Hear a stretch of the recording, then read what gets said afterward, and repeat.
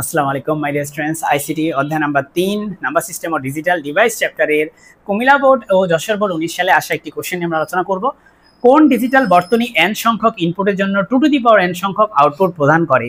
কোন ডিজিটাল বর্তনী n সংখ্যক ইনপুটের জন্য 2 টু দি পাওয়ার n সংখ্যক আউটপুট প্রদান করে? উত্তরটা তোমাদের নিশ্চয়ই মুখস্থ, ডিকোডার। ডিকোডার যেটা করে যে ডিকোডারে যদি ইনপুট হয় 2টা তাহলে আউটপুট হয় 4টা। ডিকোডারে ইনপুট যদি হয় 2টা আউটপুট হয় হচ্ছে 4টা।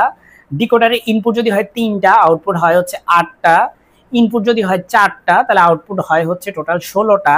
ইনপুট যদি হয় 5টা তাহলে আউটপুট হয় হচ্ছে 32টা।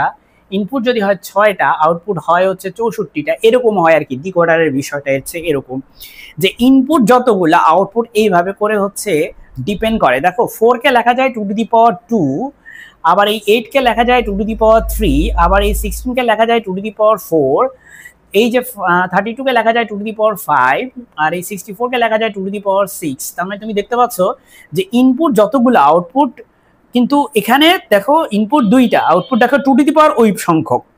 তার মানে ইনপুট যদি হয় 2টা আউটপুট হচ্ছে 2 টু দি পাওয়ার 2, ইনপুট 3টা output 2 to the power 3, input 4টা আউটপুট 2 টু দি পাওয়ার 4।